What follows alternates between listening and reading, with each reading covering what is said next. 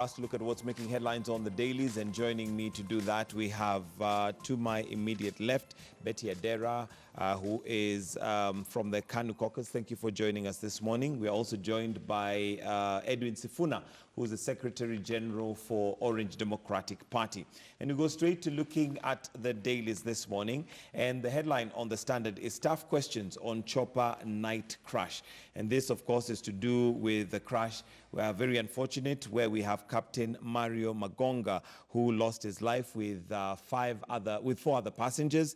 And questions, of course, arising why. First of all, a chopper was flying at night, and secondly, what the mission may have been. And let me start with you, Betty, on just some of these questions. What was the helicopter doing going up at 8:30 p.m.? I believe helicopters are not advised to fly at night. Thank you for having me here today.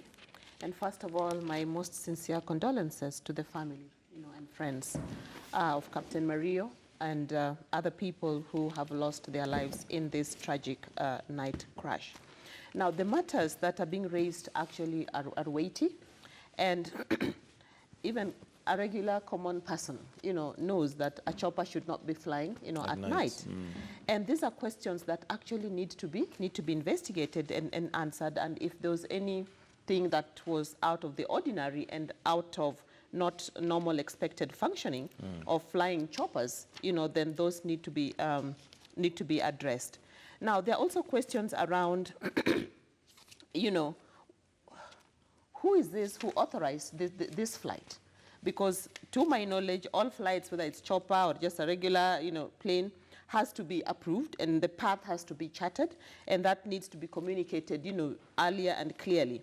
So was this, and allow me to use, for lack of a better word, was this the 40 days that reached? Was this the first time this chopper was flying this way? Or was it a case where it has been flying like this, for a while, and this was just the day of the tragedy? So for me, I think these are questions, that need to be that beg answers. And remember, it was not only the captain in the ill-fated chopper. There were also other foreign nationals in the same flight, and we need to understand who were these, where were they going, what was the mission, where were they coming from. So I think Kenyans deserve to know, what really this was, and in the event that we need to be sure how safe we are, as a people, then Kenyans, need to know what really happened. Those questions need to be answered. Sifuna, yes. Your concerns on this, and not just the fact that we have lost precious lives, but would this be impunity at another level, finding an aircraft a chopper that is flying past its hours, despite the fact that it's known, even the winds that are in that area, Turkana, are pretty bad, especially at night? First of all, I want to also join my sister and the rest of the Kenyans who have sent their messages of condolence to Captain Mario and the other occupants of the chopper. But I'm not an expert in aviation. There's this tendency by Kenyans to become experts on everything. Now you want me to discuss wind patterns in Turkana, yet I would be doing so from a position of ignorance. What I know is that most of these helicopter pilots, people who fly around VIPs and even tourists, are under a lot of pressure sometimes.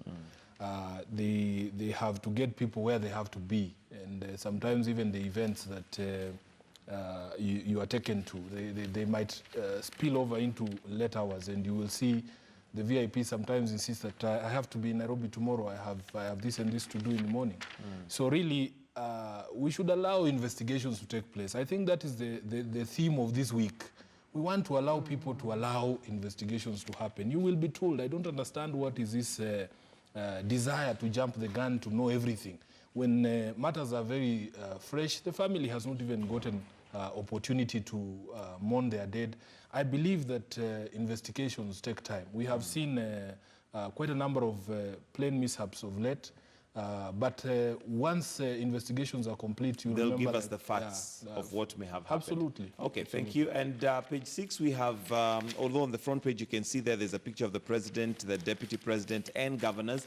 The devolution conference, the 6th devolution conference, starts today. And one of the things that is being discussed is all new workers to be hired on contract only. One of the issues that the devolved government has had so far, and most of the governors have raised this in one way or the other, is the question of a bloated workforce, that they inherited a bloated workforce and therefore would want to reduce the bloated, or rather the wage bill of the county governments, and one of these ways is to have hired contracts only. But also, as we look at that, maybe I'll start with you, Sifuna. Your thoughts on what we should expect from the devolution conference? What are some of the takeouts that we should get from this conference? Personally, I can see that this proposal is going to run into strong headwinds, especially with the trade unions.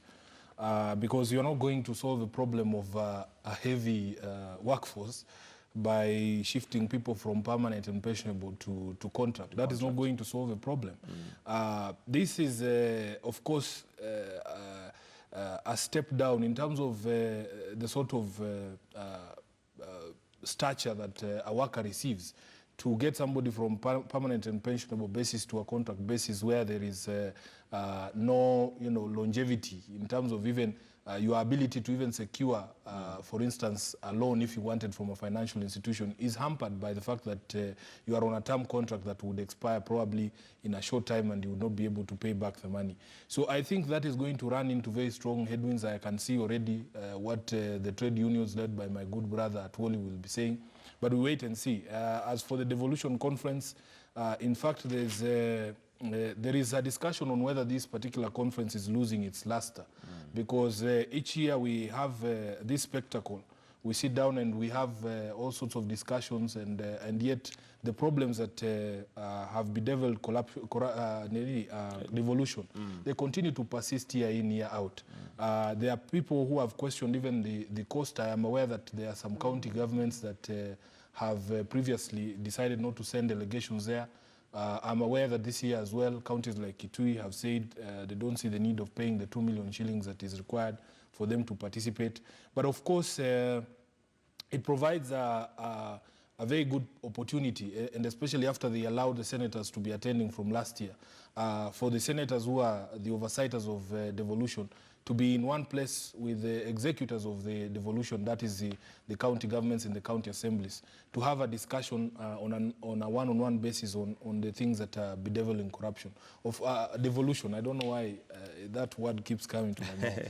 But of course, there have been very, very serious challenges with devolution since the advent of devolution. The biggest problem, and we have spoken to some of our members who are in the Council of Governors, including the newly elected chair, His Excellency Wycliffe Oparanya. Of course, counties have always cited the irregular allocations of resources from the central government, that sometimes the money does not come in good time, that sometimes it doesn't come in the good quantities. We have had problems with health. There's a debate there on whether really health needs to be reverted back to the central government. There is the question of the outsourced, the medical equipment scheme, where many county governments felt that it was actually, just forced down their throats, and there are counties that have never made use of some of that equipment. So there's all sorts of issues, and if they can use this particular opportunity to lay all those issues on the table and get a way forward, so that next year we don't have to deal with the same things, the same issues, and then maybe this conference will be seen in good light. And not have so much money spent, yet